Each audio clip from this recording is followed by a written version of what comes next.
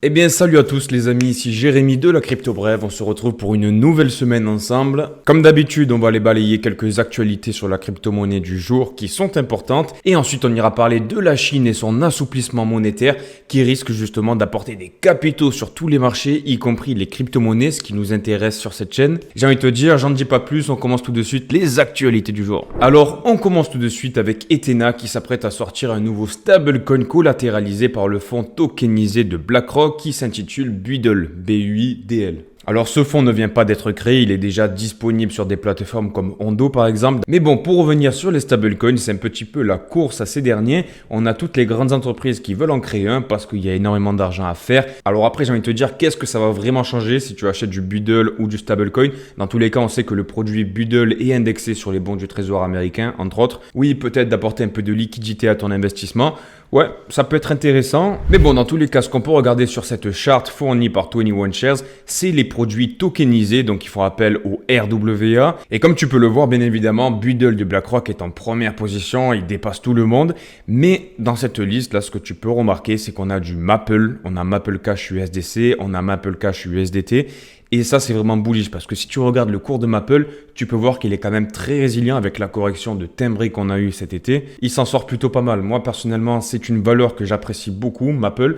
D'ailleurs, à ce sujet, il y a eu un vote qui s'est passé sur le protocole de Maple pour changer le token Maple vers le token Syrup. Donc, je te rappelle que Syrup aussi est une plateforme, mais je t'en parlerai un petit peu plus dans une vidéo qui sera dédiée, je pense. Ensuite, on continue avec un article sur les crypto-monnaies qui retrouve du dynamisme. Et oui, bien évidemment, le Bitcoin décolle. Forcément, les altcoins suivent et certains avec un ratio qui est plus important que celui du Bitcoin. C'est pour ça qu'on investit dans les altcoins pour atteindre cette alt season. Comme tu peux le voir sur cette charte que j'aime bien te montrer, qui représente la dominance du Bitcoin par rapport au marché de la crypto-monnaie. Donc en fait, c'est le Bitcoin, pas vis-à-vis du dollar, mais vis-à-vis de toutes les cryptos.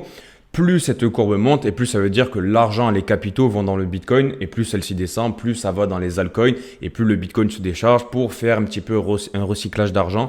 Et comme tu peux le voir sur cette charte, on a une divergence sur le RSI en weekly. On a le cours de la dominance de Bitcoin qui est monté du coup et le RSI qui est descendu. Donc là, c'est plutôt bullish en tout cas. Et ça nous amènerait à penser que potentiellement on pourrait avoir un retournement dans les jours ou les semaines qui viennent. Ensuite, concernant le crypto total market cap excluant le Bitcoin et l'Ethereum, comme tu peux le voir, on a le cours qui a brisé une résistance et là c'est plutôt flagrant. On est en train de former un beau W weekly des familles et ça c'est plutôt bullish, tu vois, j'ai envie de te dire. Et bien évidemment, les altcoins suivent, du moins ceux qui ont de bons fondamentaux. On a aussi des memecoins, on a aussi des shitcoins, je te l'accorde, mais on a quand même la masse qui va vers le haut. Et après tous ces mois dans le rouge, ça fait plaisir de revoir une map un petit peu verte. Ensuite, on continue avec BitGet qui prévoit la détélégramisation de Ton dans les 2 prochaines années. Alors qu'est-ce que ça veut dire? Eh bien, comme tu le sais, la crypto-monnaie Ton et son écosystème sont intégrés à la plateforme Telegram et avec tous les rebondissements qu'on a eu autour du PDG qui s'est retrouvé en garde à vue en France parce que justement, il partageait pas les informations de ses utilisateurs et qu'il y avait des utilisateurs qui foutaient de la merde, même si c'est pas la majorité des utilisateurs de Telegram. Derrière, j'imagine que la France et l'Europe lui a fait de la pression parce que il a annoncé que les adresses IP et les numéros de téléphone des gens qui ne respectaient pas les clauses de Telegram pouvaient être partagés aux États. Et là, forcément, on a ouvert une porte qui, pour moi, sera difficile à fermer quand tu commences à proposer des adresses IP ou des numéros de téléphone aux États. D'autant plus que pour le wallet qui est intégré à la plateforme de Telegram, je ne sais pas si tu as l'habitude de t'en servir. Avant, on pouvait faire des échanges un peu comme un MetaMask, si tu veux. Et là, maintenant, du coup, ils demandent un espèce de KYC.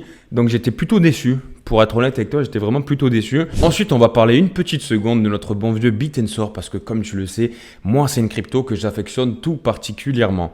On était descendu jusqu'à 164 $ à peu près. Et là, on est reparti de plus belle et on est monté à 600 $. Et là, actuellement, on est à 570 $. Et ce que j'ai remarqué, c'est qu'actuellement, sur le RSI, on est à 64. Et ce que j'aimerais te partager, c'est que la dernière fois qu'on avait atteint 64 de RSI, on était ici.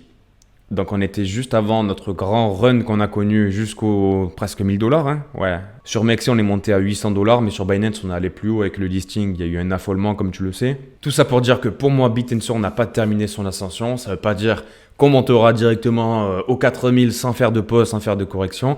Mais ce que je vois sur les subnets, comme tu sais, j'aime bien faire mes recherches autour de Bit&Sort. Je vois vraiment des dingueries. Et d'ailleurs, à ce sujet, il faudra que je te parle de certains subnets cette semaine. Ensuite, parlons un petit peu de la Chine, le pays où tu manges du porc au caramel.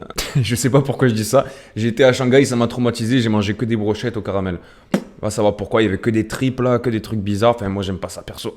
Donc, on a des banques qui sont au bord de la faillite et ils vont injecter 140 milliards de dollars qui vont être nouveaux sur le marché, principalement dans les banques d'État, mais aussi pour renforcer leur capacité à soutenir leur économie qui est en difficulté depuis plusieurs mois. Et c'est la première fois depuis la crise du Covid faire une injection de liquidité d'une telle ampleur. Et comme tu peux le voir sur ce post qui a été partagé par Eril Crypto, on s'aperçoit que le quantitative easing est à un plus bas et que potentiellement 43% des banques centrales sont déjà en train de refaire du quantitative easing, donc à mettre de l'argent qui n'existe pas. Et les prédictions parlent de 27 banques centrales sur les 32 existantes, soit 80% d'ici la fin de l'année.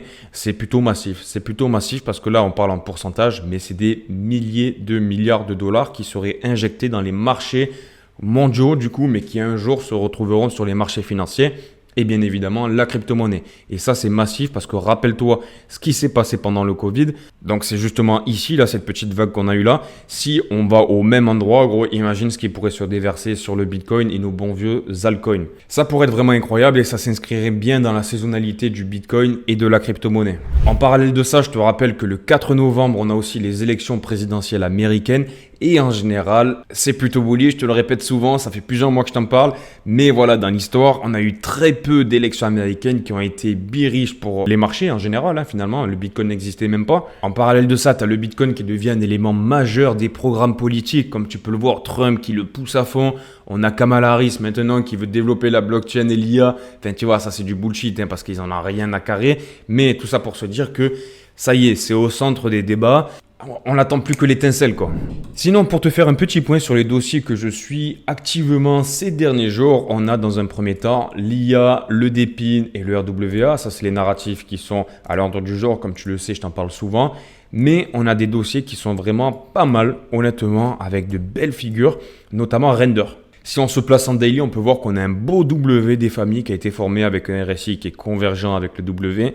Et on est venu retester notre ligne de coup du W. Donc, est-ce que ça voudrait dire qu'on partirait sur un run du côté de Render un peu à la TAO? C'est pas impossible, tu vois. Et des dossiers comme ça, tu en as plusieurs. Ensuite, on a RSR aussi qui a fait de super figures, qui est venu retester la ligne de coup et qui maintenant, on a l'impression que voilà, il lui manque juste un petit coup de fouet là pour partir vers le nord. On a aussi Maple qui est en train actuellement de retester sa ligne de coup qui pourrait exploser, qui est une super crypto-monnaie du RWA, qui est vraiment sur tous les graphiques des cryptos du RWA qui ont les meilleures performances, qui attirent le plus de personnes. On a Fetch de Fetch.ai qui est aussi une fusion avec SingularityNet et Ocean Protocol. Et ensuite en microcap, mais avec de gros fondamentaux, un projet très solide qui est sans Cogame et son token DMT. On a fait un plus 10% depuis que j'ai fait le call vendredi dernier. Je te l'ai présenté aux alentours des $50 et actuellement, voilà, on est monté à 60, on a 57. C'est un projet qui est plutôt pas mal et écoute, s'il rebondit, c'est plutôt bullish. Je te donne rendez-vous demain à 5h du matin. Prends soin de toi, bisous, ciao ciao, bam!